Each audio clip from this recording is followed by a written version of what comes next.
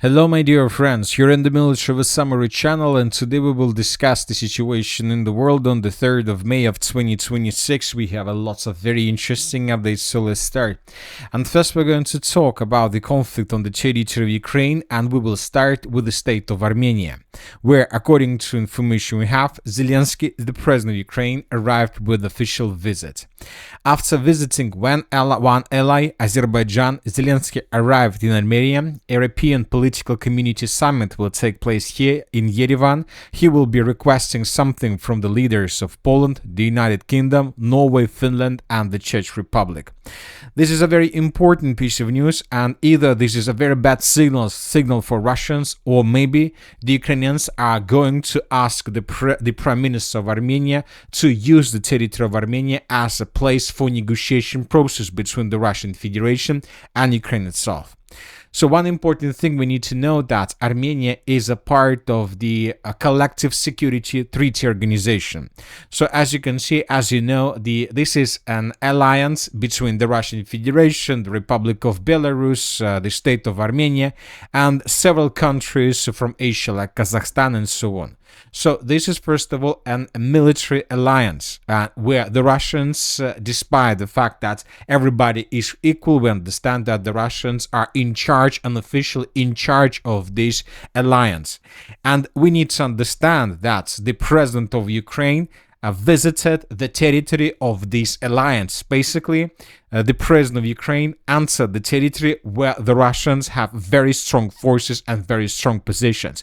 And the Russians had possibilities to probably even arrest the president of Ukraine, Zelenskyy, but for some reason they decided not to do this. We need to understand that as of the state of Armenia, there are Russian bases and the Russian military forces. And Zelenskyy came to the state either to probably show a message and a signal to the Russians that the Russians don't control the state of Armenia anymore, or maybe Zelenskyy once again came to Armenia to ask the Prime Minister to use the territory of Armenia as a negotiation negotiation table between the Russian Federation and Ukraine. Probably we will understand this very soon. Now let's return back to Ukraine and let's continue with massive attacks. The Russians on the 1st of May of 2026 started the largest, probably the biggest attack using hundreds of drones since the beginning of the special military operation. For example, on the 1st of May of 2026, we received a report that the Russians during the day used more than 400 drones to attack the territory of Ukraine. During the 2nd of May of 2026, we received additional report, and according to this report, the Russians used 463 drones between the 1st and the 2nd of May of 2026. As of the 3rd of May, we received several updates on this matter. For example, during the 2nd of May between 8 a.m. and 7 p.m., the Russians used 227 drones. Later, during the night, the Russians used additional 269 drones. And during the 3rd of May, the Russians used additional 241 drones to attack the territory of Ukraine. Summarizing everything, the Russians, since the beginning of the 1st of May of 2026, used more than 1,300 drones to attack the territory of Ukraine, and this is the biggest number since the beginning of the special military operation. We have already discussed the roads that were published by different sources, by pro-Ukrainian mappers, and as we discussed during the previous video, this was not just a massive attack using drones, this was also something where the Russians were either testing their technologies, their new equipment that they are planning to use in the future to control the drones mainly through the northern parts of Ukraine, in the area of the city of Kiev, and further in the western direction towards the border with the state of Poland, and of course in the Chernihiv region. And it seems that according to information we have, the Russian tests succeed, which means that most likely in coming days the Russians will intensify their drone attacks, and they will continue using and improving their new both smash technologies and probably equipment that the Russians used through the southern parts of the Republic of Belarus to control and to manipulate with drones that are flying over the northern parts of the state. And of course, during the day we received lots of updates on the matter how exactly the Russians were attacking the territory of Ukraine. And for example, right now in front of your screens, we can see the latest wave of attack that took place between 1 p.m. and basically 7 p.m. of the 3rd of May. The Russians, as for the latest attack, used hundreds of drones, and the Russians most likely used smashed network.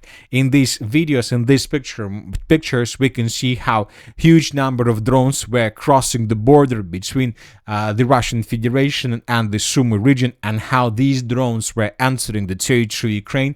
Probably the Russians were using both reconnaissance drones and decoys drones and military drones to attack the territory of Ukraine, and most of the drones were attacking objects of military and critical infrastructure of Ukraine just through the northern part. So we are talking about Chernihiv, Sumi, probably Poltava and Kiev regions. Most of the attacks and most of the explosions and the biggest number of drones disappeared right exactly in this area.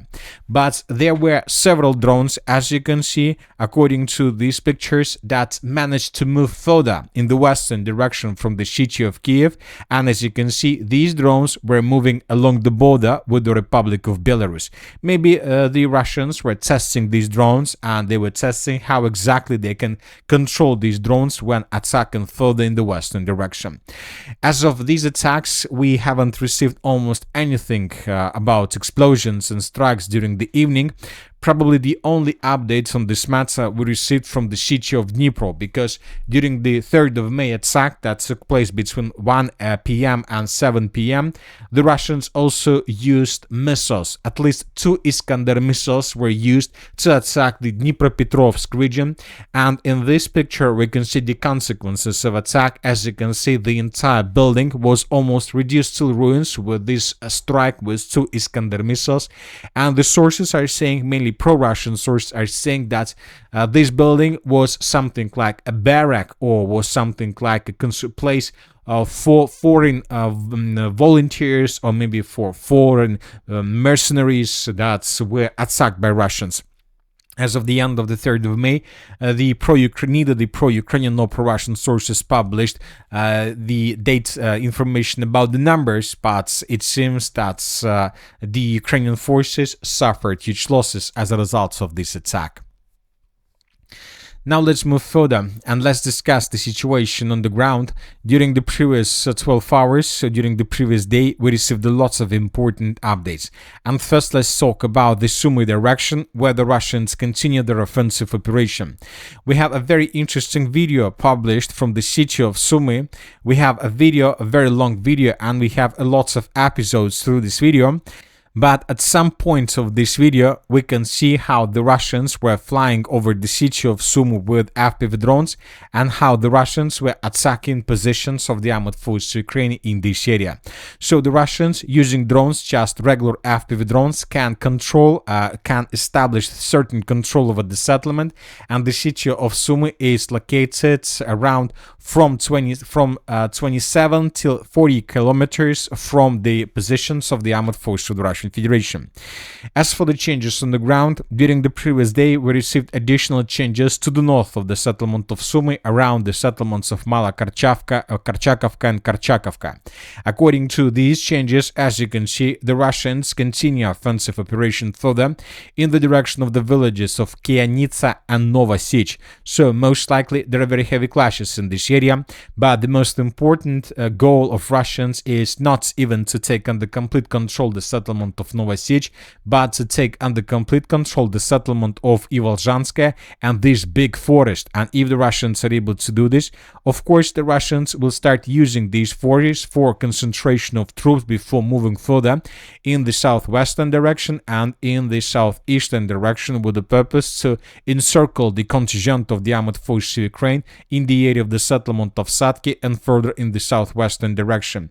There is a very big concentration of Ukrainian troops in this area, and we see that the Russians are trying to outflank this concentration of troops and to attack these forces from behind, from west and from the southwest, and of course from the southeast, where the Russians these days, as a result of clashes, managed to establish complete control over the settlement of Miropolia.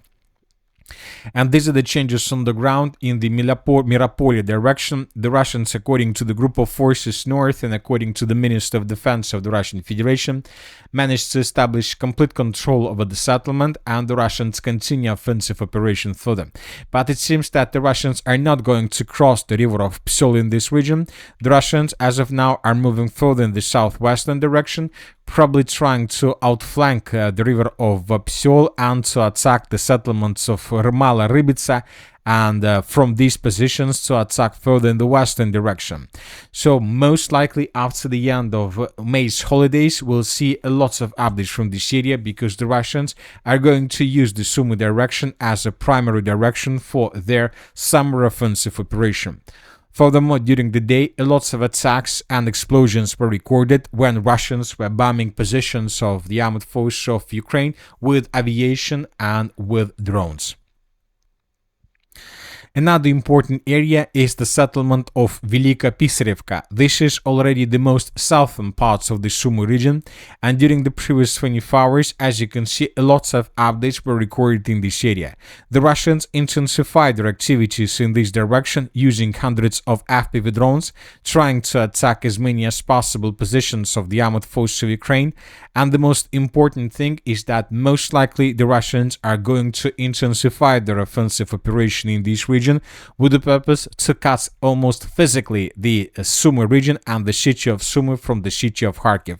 So it's something tells me that most likely in coming days the Russians will begin another offensive operation, this time with the purpose to move between the settlements of Velika Pisarevka further in the southwestern direction towards the settlement of Krykovka. The Russians most likely will try to cut railways connecting the city of Kharkiv and Sumi from the northwest and in the southeastern direction. If Russians can cut these railways, of course, the city of Sumi will start suffering additional problems with logistic supply and support. The Kharkiv direction. As we discussed during the previous video, the Russians right now are focused to attack gas stations. And just during the previous 3 days, since the beginning of May, the Russians destroyed 8 gas stations. They were hit by drones strikes in the Kharkiv region over 2 days. So between the evening of the 1st of May till the morning of the 3rd of May of 2026. The targets were in the Osnovyansky, Saltovsky, Kholodnarkovsky districts of Kharkiv, as well as in the city of Chuguyev and the region. Most likely the Russians will continue this practice because Russians understand if they destroy gas stations, this can lead to unpredictable consequences to the entire logistics of the armed forces of Ukraine in this area. Furthermore, the Russians intensified their offensive, their attacks in the northeastern parts of Kharkiv region around the settlement of Kolodezhne. In this video, we can see how Russians managed to discover a warehouse of the armed forces of Ukraine on the territory of the settlement, and then the Russians attacked this warehouse with aviation. Here we can see also a secondary detonation. So this video confirms that a warehouse or small ammo depot of the contingent of the armed forces Ukraine in this area was destroyed, which means that in coming hours the Ukrainians will suffer huge problems with munition, which means that the Russians most likely will use this situation to attack the settlement with the purpose to establish complete control, while the Ukrainians are not able to show any resistance to the Russians. If Russians take this village under complete control, they will cut this territory in 2 directions, and first they will finish the battle for the territory between Novosilovka, Nitrofanovka, Petroivanovka and Kolodezhne, and then Russians will continue offensive operation further in the northwestern direction towards the settlement of Veliki Burluk. So the Kharkiv direction as well as the Sumi direction are primary directions for Russians. Now let's move further and let's discuss the situation in the Konstantinovka direction. During the previous 24 hours, we received additional changes on the ground, and these are the changes. So let's talk about them in details. The Russians continue offensive operation. If you remember, just almost a day ago, we discussed that up to 25% of the city of Konstantinovka fell. but now we can say that by the end of the 3rd of May of 2026, 27% of the city of Konstantinovka has fallen. The Russians during the previous day improved their position significantly through the eastern flank of the settlement, and these are the changes on the ground between the dates. The Russians continue offensive, and we have geolocations confirming additional progress on the ground. In this video, we can see how the Ukrainians were attacking Russians through the Krivorozhskaya Street and Sekino Street, and we have a report that the Russians also improved their positions between the villages of Dovga Balka and the western parts of the city of Konstantinovka. And these are the changes on the ground through this direction. This is the end of the 1st of May, this is the end of the 2nd of May, and this is the end of the 3rd of May. The Russians managed to improve their positions. We have a geolocation confirming this. Here we can see how the Ukrainians were attacking Russians through the central part of the settlement of Dovga Balka. Furthermore, several sources stated that the Russians continued offensive operation further through these three lines, and it seems that from this direction, the Russians are through these three lines, the Russians are planning to move further in the direction of the most northern parts of the settlement of Konstantinovka, probably with the purpose to establish control over this territory.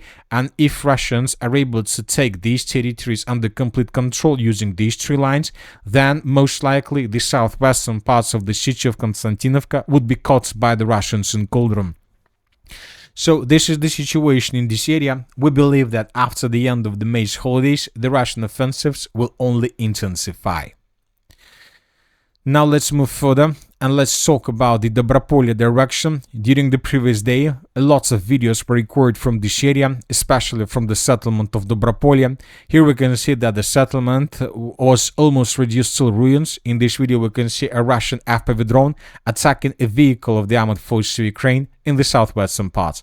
As you can see, according to this scene, the buildings in this area were, since the beginning of the battle for this area, have been damaged significantly.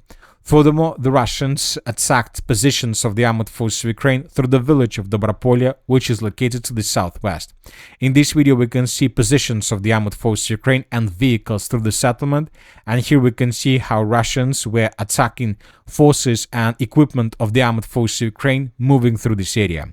So the Russians are trying to establish a certain FPV drone control or another kill zone over these territories, just with one purpose: not to allow the Ukrainians to redeploy their troops, reinforcements and reserves through the village of Drapoleia in the direction of the settlements of Chernigivka, Shevchenka, Vadyanskaya and Svitla, which means that probably in coming days the Russians from positions in Novoalexandrovka and from positions around the settlement of Belitska will try to attack in this area with the purpose to take these villages under complete control. So the battle for Drapoleia intensifies.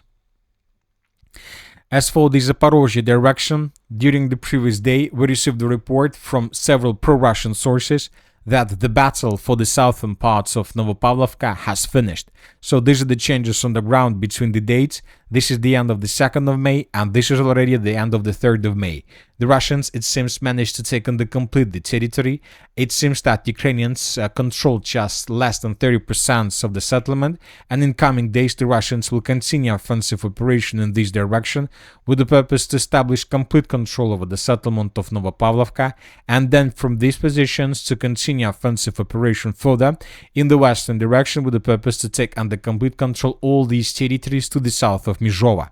And probably from these positions the Russians will continue offensive operation in the direction of Mizhova from the south and from the east. As for the Zaporizhzhia direction, there are still very heavy clashes. The Ukrainians continue testing the defenses of the armed forces of the Russian Federation by attacking them from many directions. So these are the changes on the ground around the settlement of Velika Mikhailovka. Several sources stated that the Ukrainians counterattacked and improved their position significantly between these villages. Furthermore, the Ukrainians, according to information we have, continue testing positions of the armed forces of the Russian Federation in the direction of the settlement of Uspenovka, but as for this territory, the situation is stable. And the Ukrainians continue their major counteroffensive operation through the western Zaporizhzhia direction. And these are the changes on the ground.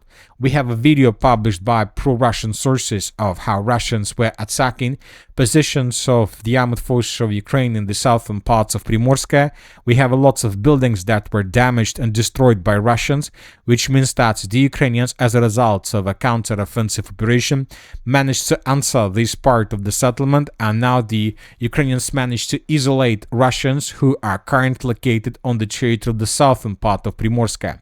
Now the Russians most likely will try to counter-attack the Ukrainians in this area with the purpose to unblock the Russians in the southern parts of Primorska, and at the same time the Ukrainians will continue their counter-offensive operation from the north in the southern direction.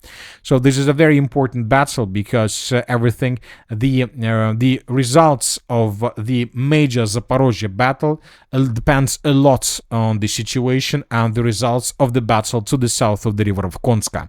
But most likely in coming days we will understand everything.